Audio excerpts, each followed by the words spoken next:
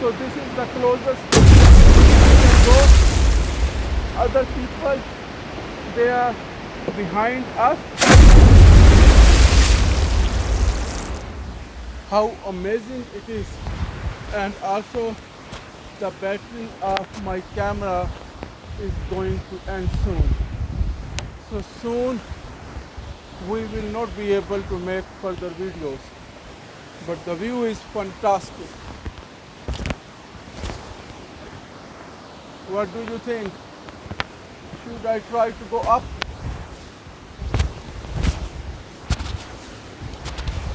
But I may not be able to capture when I will go up because the battery is dead now.